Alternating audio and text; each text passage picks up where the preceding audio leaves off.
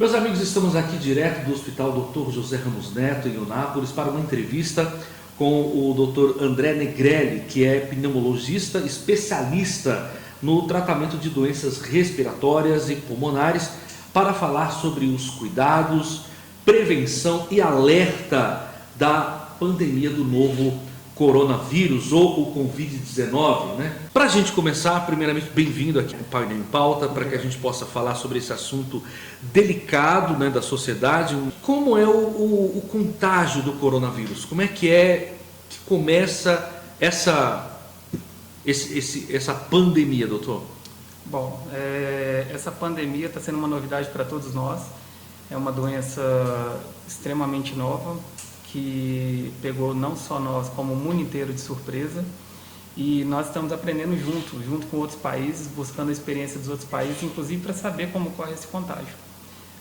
O que os pesquisadores atualmente revelam para a gente é que o contágio é principalmente por meio de gotículas no ar, que uma pessoa tossindo pode ter contato com outra, essa pessoa inalar essas gotículas e adquirir o vírus, ou também por meio do contato de tocar, por exemplo, com as mãos. Vamos supor que você vai abraçar, cumprimentar uma pessoa que acabou tossindo nas mãos, você adquire esse vírus na mão e leva ele até seu rosto. Levando ele até seu rosto, você também vai contrair a doença. E uma outra forma que a gente tem que tomar cuidado, de além de ter o contato entre as pessoas, é com objetos e superfícies contaminadas pelo vírus. Vamos supor que uma pessoa venha, tussa em cima dessa mesa, e depois uma outra entre aqui e coloque a mão e leve essa mão ao rosto. Ela automaticamente vai ter o risco aumentado de contrair o coronavírus. Vamos lá.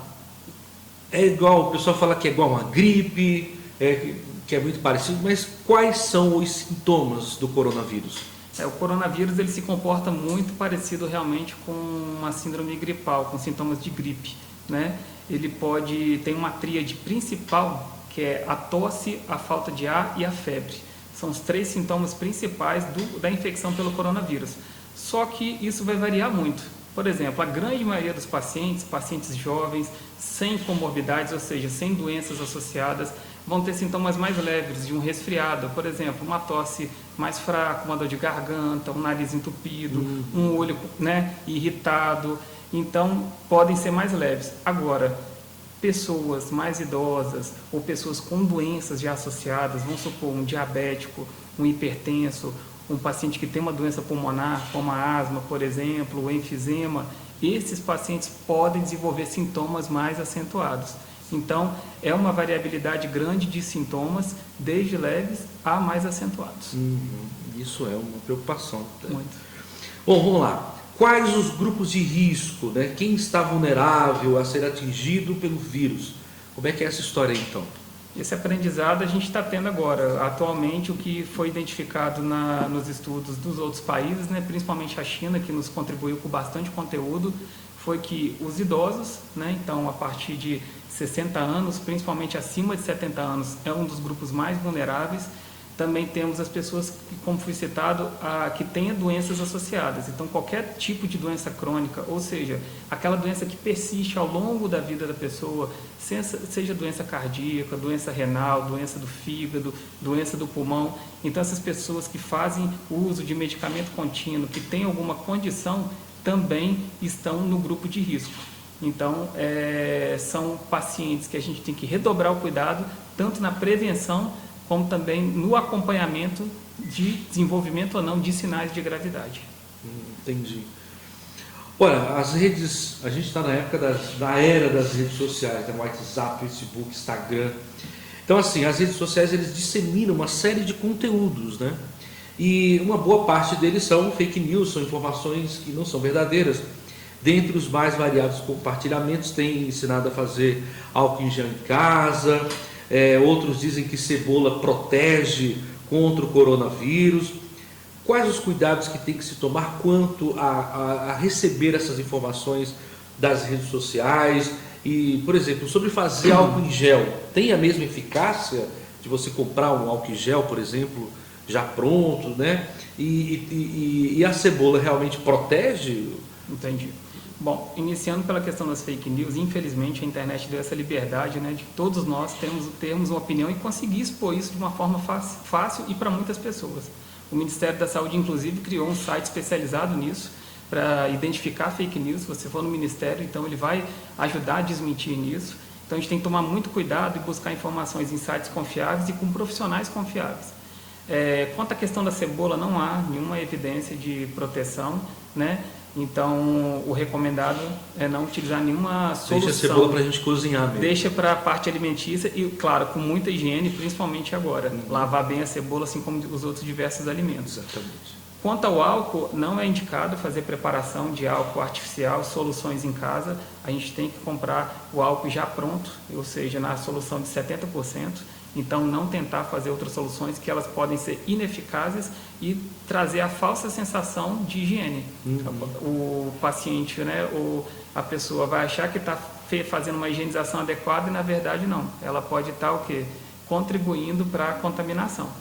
Então, evitar essas receitas que, por enquanto, não são comprovadas. E tem uma diferença de higiene e proteção aí no caso. Às vezes está limpo tudo, mas não tem deficiência alguma, né? Exatamente. O vírus vai continuar lá, perdurando nas mãos e vai continuar sendo disseminado. Tá vendo aí? Cuidado aí, viu? Então, assim, em Eunápolis, até agora, até esse momento, não há casos de coronavírus, mas em uma matéria publicada nos sites locais, tem-se aí, né, a probabilidade das escolas públicas e privadas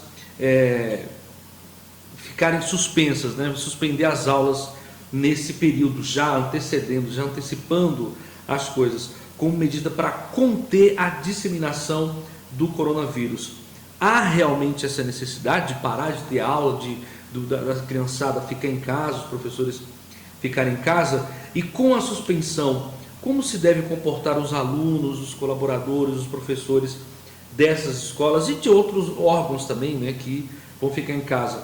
Até porque, por exemplo, não havendo aula, muitos alunos podem viajar, podem ir, por exemplo, para Porto Seguro, que já tem casos. Como é que o senhor vê essa questão, essa decisão? Como é que a gente tem que se comportar quanto a isso, doutor? Muito bem. Todo esse conjunto de medidas, né, de isolamento, a gente está chamando de restrição social.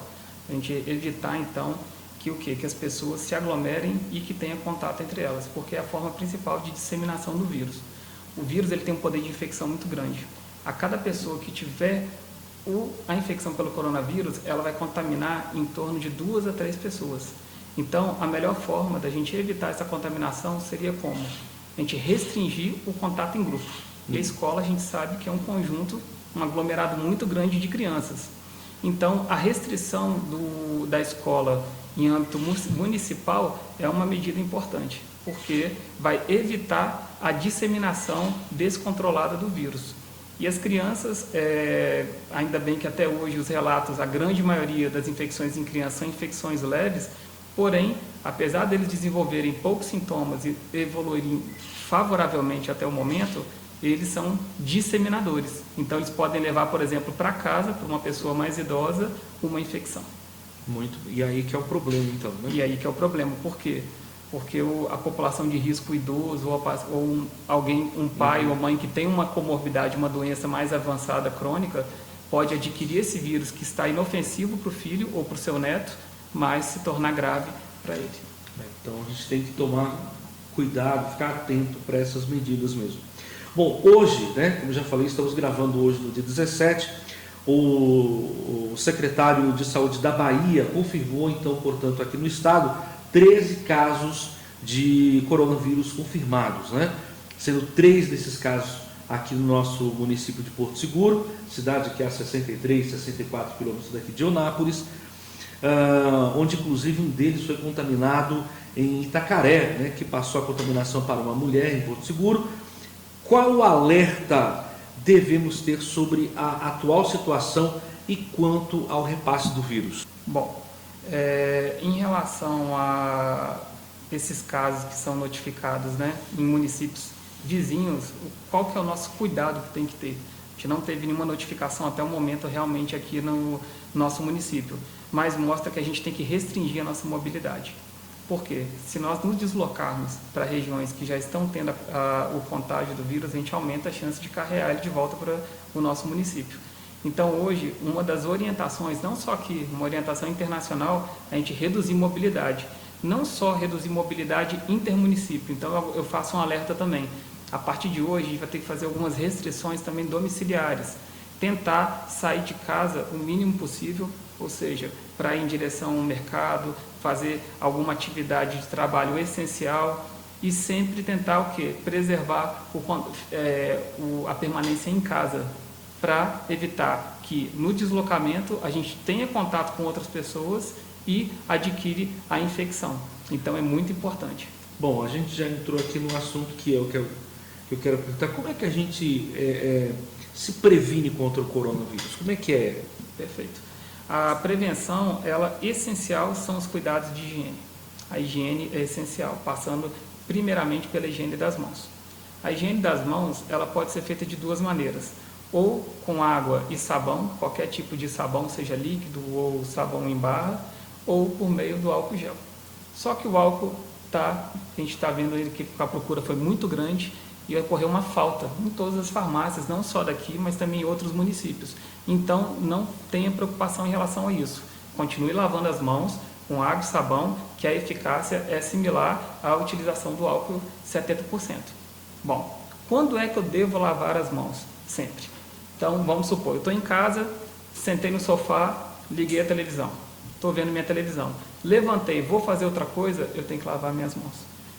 Vou me alimentar, antes de alimentar, claro, lavar minhas mãos. Então, qualquer coisa que eu mude a minha rotina de toque, de comportamento, posteriormente eu tenho que lavar as mãos. Segunda coisa, entre os integrantes da casa, eu tenho que o quê? Evitar contato próximo. Contato próximo o quê? Abraçar, beijar, encostar, pegar na mão. Por quê? Porque evitar essas aglomerações. Vamos supor que eu vou fazer uma compra, retorno, encontro com a minha esposa, só que eu já adquiri a infecção. Eu acabo passando por ela por contato ou por alguma coisa assim. Então, essas medidas são muito importantes. Além da questão da higienização das mãos, a gente tem algo chamado etiqueta respiratória. Então, no momento de tossir, a gente tem que ter ou em mãos um lenço descartável, onde a gente possa cobrir o rosto, tossir, descartá-lo em um local. Sempre qualquer objeto que descartar tem que ser um lixo fechado com tampa e depois eu vou higienizar minhas mãos. Ou eu posso sempre tossir em direção à flexão do meu cotovelo. Então, nunca nas mãos, que é o nosso meio de contaminação. Então, eu vou tossir, eu tuço em direção ao meu cotovelo. Então, são medidas de higiene para a gente conter a disseminação do vírus. Doutor André, e as grávidas, né? Existe algum risco de transmitir para o feto? E outra coisa também é sobre a amamentação, né? Durante esse período, quais os cuidados que as mamães devem tomar? Essa pergunta é muito importante, porque a gestante, assim como os idosos e os pacientes que têm doenças crônicas, elas também pertencem ao grupo de risco. Então, é uma população especial que nós temos que ter um cuidado redobrado. Até o momento, né, não há evidência ainda de transmissão vertical, que seria o quê? A transmissão mãe-feto do vírus. Então, os estudos atuais feitos ainda não há esse risco, mas a gente vai acompanhar para ver se algum estudo novo vai surgir. Quanto à amamentação, a Sociedade Brasileira de Pediatria lançou uma nota autorizando a amamentação, mas a mãe deve ter alguns cuidados. Se a mãe tiver uma suspeita de infecção ou confirmação da infecção, ela deve usar máscara durante a amamentação, máscara simples, cirúrgica, e fazer sempre a higiene das mãos, antes e após a amamentação. E sempre também antes e após ter o cuidado com a criança, para evitar ao máximo a transmissão para essa criança. E por fim, essa criança que está com a mãe amamentando e a mãe tem essa suspeita da infecção pelo coronavírus, essa criança tem que ser vigiada para algum sinal surgir em infecção em relação a ela. Qual é a forma correta de lavar as mãos, né? E também usar o álcool em gel? Como é que é isso? Perfeito. Bom, eu vou fazer uma demonstração aqui com o álcool gel e que serve também de forma equivalente para lavagem de mãos. Bom, então, quanto à lavagem de mãos, é muito importante a gente seguir alguns passos que a gente não faz de forma habitual para que a gente contemple toda a região das mãos durante a lavagem. Então, vamos demonstrar aqui com o álcool gel. Coloquei o álcool gel em uma das mãos, vou então esfregar para limpar as palmas.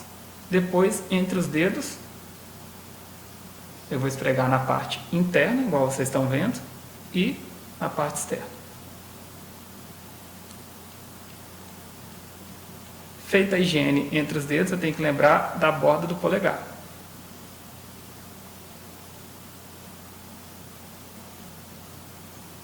Lembrando também as bordas laterais.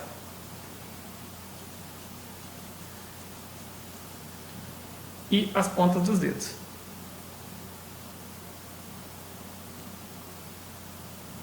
E sempre lembrar também de aplicar o gel também para a limpeza dos punhos.